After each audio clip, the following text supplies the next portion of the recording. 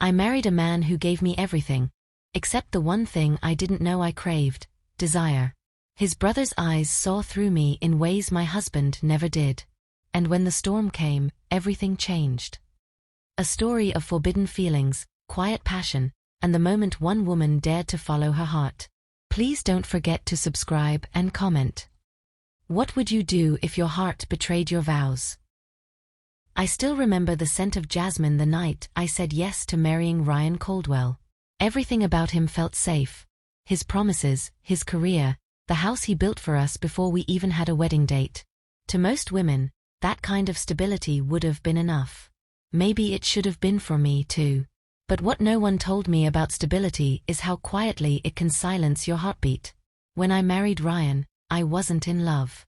I convinced myself it was a different kind of love, the kind that grew over time like ivy crawling along the edges of a home. He was attentive, generous, and responsible. A financial consultant with his own firm, he talked in forecasts and plans, investments and protection. And I was the woman who had spent most of her 20s trying to escape the chaos of an unpredictable life. So, when Ryan offered me comfort, I took it. Our wedding was simple and elegant, held in the garden behind his parents' estate in North Carolina. The first time I met his family, I wore a pale blue dress and practiced my smile in the mirror 3 times. His parents were kind, and his sister Haley was sweet in her own distant way. But the one person I hadn't met until the rehearsal dinner was his younger brother, Aiden. That night, I felt it, the strange, unexpected pull. Aiden arrived late, his collar slightly undone and eyes like storm clouds. He offered a quick apology and a crooked grin that made my spine shiver. While everyone returned to sipping champagne and sharing old family jokes, my eyes wandered to him more times than I could count. He noticed. That night, I lay beside Ryan in the bed of the guest room, feeling the weight of his arm over my waist. And still, my mind replayed the tilt of Aiden's head when he laughed, the way his eyes met mine across the candlelit table. I didn't know it yet, but something inside me had already shifted. Weeks turned into months. Ryan and I settled into our routine. He left early for work, returned with updates about portfolios, and we had dinner with polite conversation and short kisses. It was fine, comfortable, but never electric. Aiden, on the other hand, became more of a fixture in our lives. He'd drop by casually, help fix something in the garage, join us for a backyard barbecue, or stop in with takeout when Ryan was caught late at the office. Every time I opened the door and saw him there with that amused half-smile, something inside me stirred. We never crossed a line, not even a hint of it. But there were moments that lived between words, between glances, that said more than either of us dared to. One afternoon, while Ryan was away at a weekend seminar in Atlanta, Aiden came over to help paint the guest room. I had been wanting to convert it into a home office, and Ryan said Aiden wouldn't mind giving me a hand. We played music, shared iced coffee, and teased each other about our horrible taste in color palettes. At one point, while standing on the ladder, I lost my balance and fell right into Aiden's arms. He caught me, strong and steady. For a second, neither of us moved. My palms were against his chest. I could feel his heartbeat. It was fast, faster than it should have been. Our eyes locked. "I've got you," he whispered. My breath caught. "I know." But I pulled away. I had to, even if everything in me didn't want to. Later that night, I couldn't sleep. My thoughts danced between guilt and desire, 2 things that should never coexist but somehow did. The warmth of Aiden's touch lingered on my skin like it had marked me. The next few weeks became harder. I avoided him, kept conversations short. Ryan didn't notice. He was busy with work, with managing accounts and adding another 0 to the end of every conversation. Then came the storm. A literal one. The power went out during a heavy rainstorm one evening, and Ryan was stuck in Charlotte due to flooded roads.